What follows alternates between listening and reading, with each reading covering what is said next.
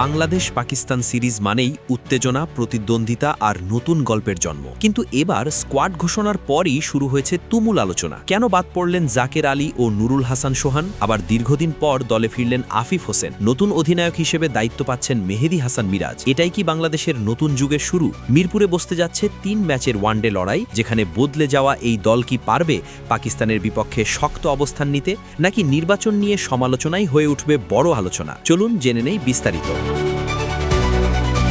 ঘরের মাঠে পাকিস্তানের বিপক্ষে ৩ ম্যাচের ওয়ানডে সিরিজ দিয়ে ২০২৬ সালে প্রথমবারের মতো আন্তর্জাতিক ক্রিকেটে মাঠে নামতে যাচ্ছে বাংলাদেশ। এই সিরিজকে সামনে রেখে দল ঘোষণা করেছে বিসিবি। বৃহস্পতিবার ঘোষিত ১৫ সদস্যের এই স্কোয়াডে এসেছে বেশ কিছু গুরুত্বপূর্ণ পরিবর্তন, যা ইতিমধ্যেই ক্রিকেট মহলে আলোচনার জন্ম দিয়েছে। সবচেয়ে বড় চমক হল সবশেষ সিরিজের স্কোয়াডে থাকা ৩ ক্রিকেটার এবার জায়গা পাননি। দল থেকে বাদ পড়েছেন wicket keeper batter Nurul Hasan, তরুণ ব্যাটার জাকের আলী এবং অলরাউন্ডার শামীম পাটোয়ারি। নির্বাচকদের এই সিদ্ধান্ত নিয়ে ইতিমধ্যেই শুরু হয়েছে আলোচনা। অন্যদিকে দলে ফিরেছেন এক সময়ের নির্ভরযোগ্য অলরাউন্ডার আফিফ হোসেন। দীর্ঘদিন পর জাতীয় দলে ফেরার সুযোগ পেয়েছেন তিনি। আফিফের প্রত্যাবর্তনকে অনেকেই দলের ভারসাম্য রক্ষার জন্য গুরুত্বপূর্ণ মনে করছেন, কারণ ব্যাটিংয়ের পাশাপাশি তিনি বোলিংয়েও অবদান রাখতে পারেন। এই সিরিজে বাংলাদেশ দলকে নেতৃত্ব দেবেন অলরাউন্ডার মেহেদী হাসান মিরাজ।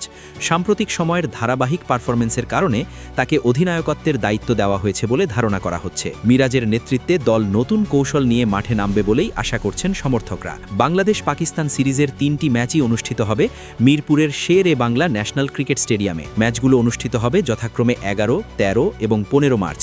প্রতিটি ম্যাচ শুরু হবে দুপুর ২টা ১৫ মিনিটে। ঘরের মাঠে এই সিরিজ হওয়ায় স্বাভাবিকভাবেই বাংলাদেশ দলের উপর প্রত্যাশা থাকবে অনেক বেশি। ঘোষিত স্কোয়াডে ব্যাটিং বিভাগে রয়েছেন অভিজ্ঞ ও তরুণ ক্রিকেটারদের মিশ্রণ। দলে আছেন সৌম্য সরকার, সেইফ হাসান, তানজিদ হাসান, নাজমুল হোসেন শান্ত, তৌহিদ হৃদয় এবং লিটন দাস। এই ব্যাটিং লাইন আপ থেকেই বড় ইনিংসের আশা করছে দল। উইকেট কিপারের দায়িত্বে থাকবেন মাহিদুল ইসলাম অঙ্কন, যিনি সম্প্রতি ঘরোয়া ক্রিকেটে ভালো পারফরমেন্স দেখিয়েছেন। স্পিন আক্রমণে থাকছেন তরুণ লেগ স্পিনার রিশাদ হোসেন এবং বাঁ হাতি স্পিনার তানভীর ইসলাম। আর পেস আক্রমণের নেতৃত্ব দেবেন কাটার মাস্টার মুস্তাফিজুর রহমান।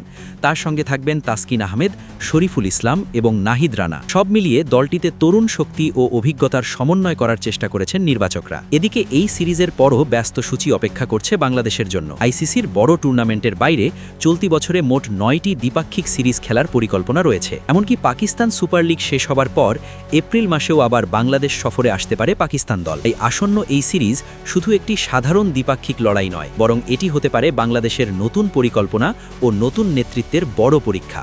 এখন দেখার বিষয়, নতুন এই স্কোয়াড মিরপুরের মাঠে কতটা সফলতা এনে দিতে পারে।